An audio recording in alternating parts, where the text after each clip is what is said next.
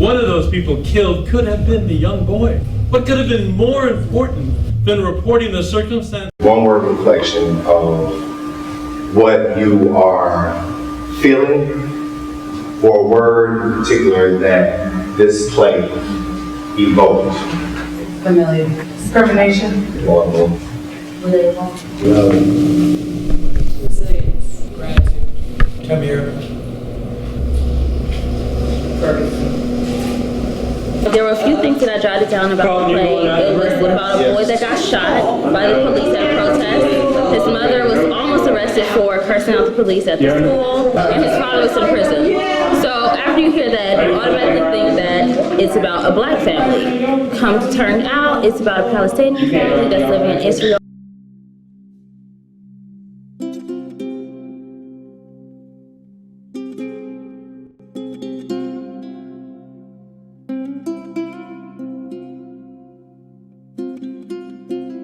Even though some of our membership has, varying levels of understanding of the conflict in Palestine, we saw that via the very real experiences and the emotions that came up, they were able to identify with it. You saw folks after the play talking about the different parallels to their lives. They were bringing up Trayvon, they were bringing up Jordan Davis, they were bringing up all these instances of state violence or violence that's institutionalized against certain communities and how they relate to it.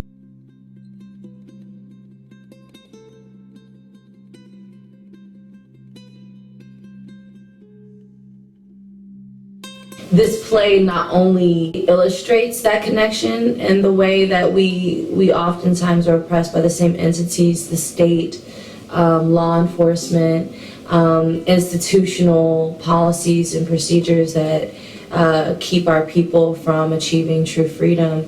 But one of the things that I feel like the play has been really good at is also capturing the resilience. If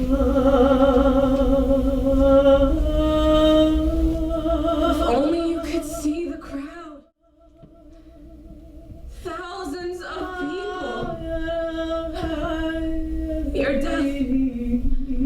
12 Palestinian citizens of Israel killed. This was something that shook the country. I started working on this play 15 years ago.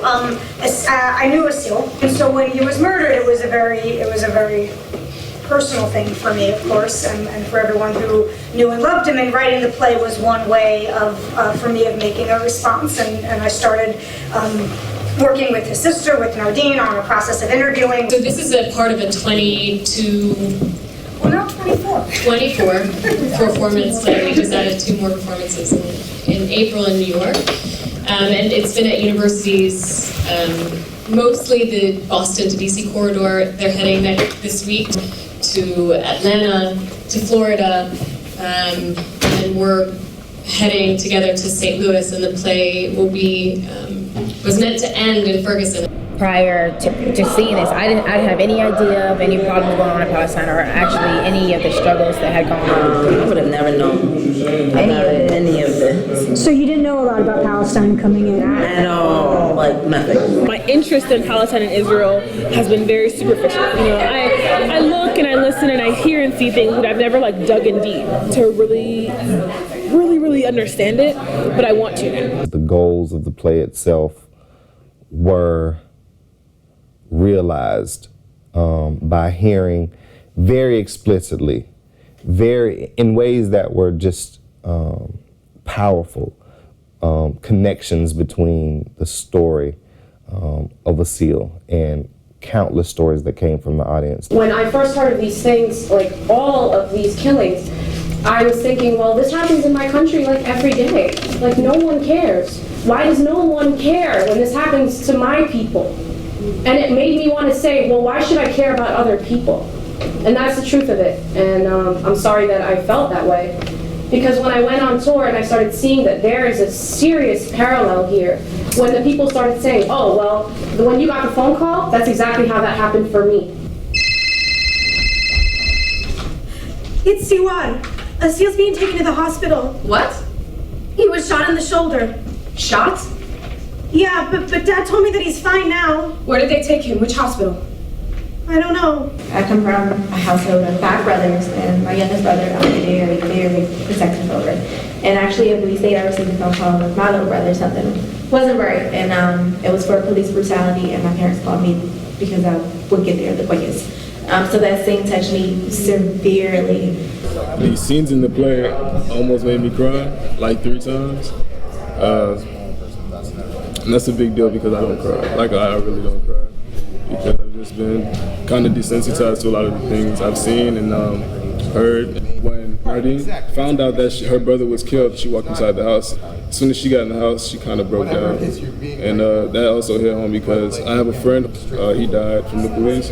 And her mom was like, I thought I got over it and everything. I went in the house and she broke down. We get home. I don't even bother turning around and tell Mustafa I told you so. Nardeen, your best friend died! They killed your best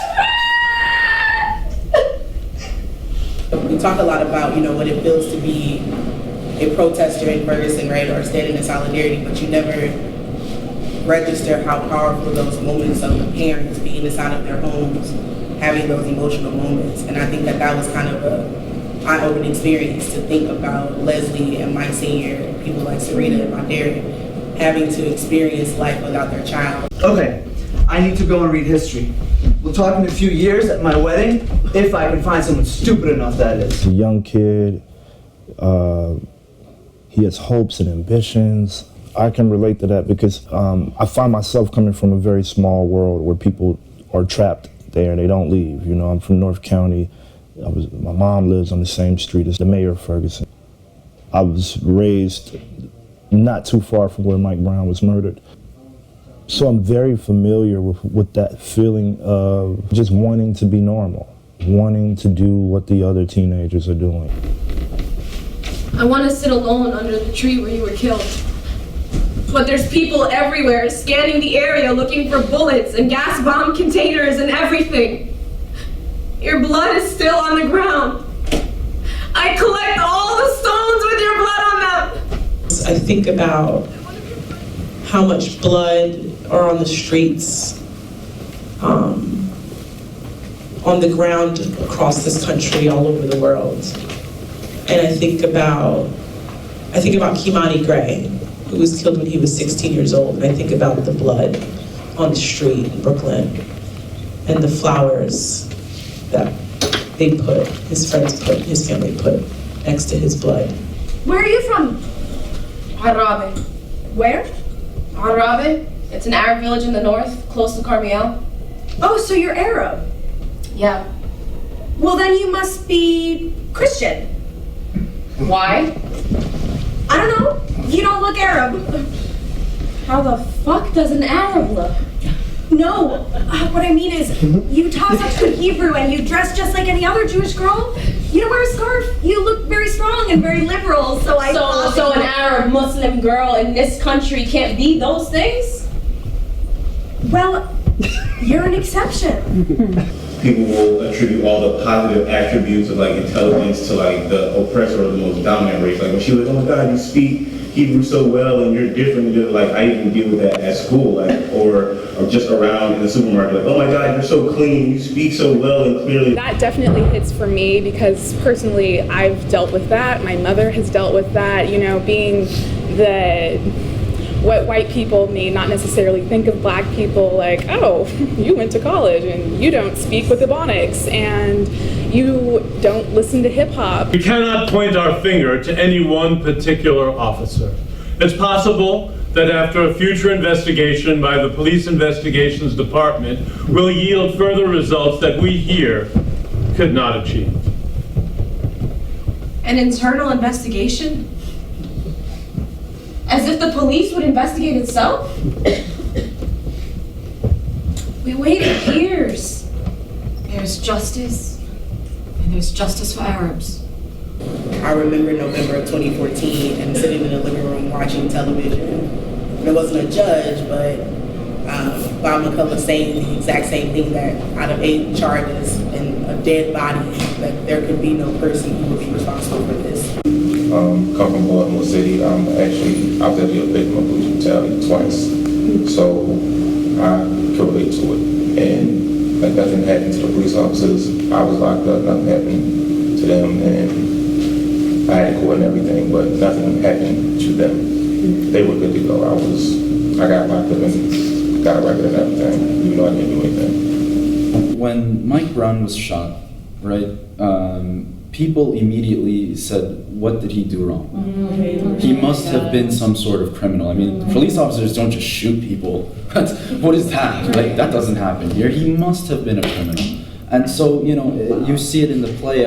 There's a reporter from Channel 1 just waiting for us outside the courtroom. Hey, what was Aseel doing at that protest in the first place? I mean, you guys say he was a peace activist, but how do you explain the fact that he was actually participating in a riot? And so there's the similarities that I witnessed is something I went through when Kimani Gray was 16 years old and was shot 11 times towards the back, hit him 7 times in the back. Kimani Gray was 16 years old on his way to a Sweet 16 birthday party. And what did they say? He was part of a gang. Kimani had a gun.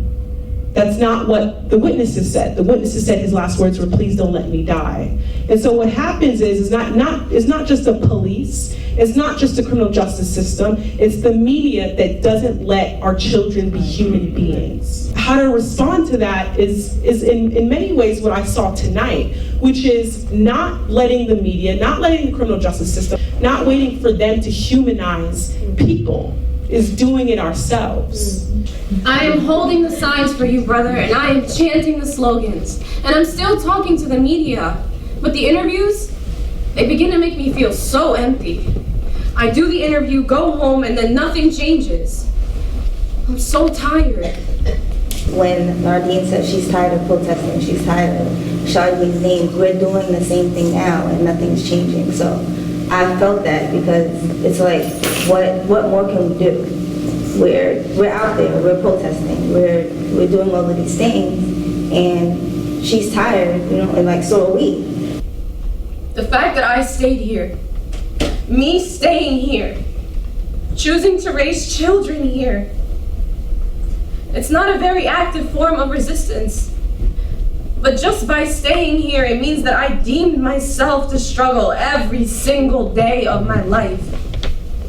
I don't have a choice in struggling. We talk about like being Palestinian is resistance. So me walking around with this concentration of melanin is automatically resistance. بالنهاية معركتنا ليست معركتنا الخاصة، هي معركة كافة المضطهدين والمظلومين في العالم. I definitely feel that it's not enough to just recognize that our oppressions are the same, because if we were to stop at that point, then there would be no progress. We definitely have to realize that our liberations are also the same. New allies, new freedom fighters, new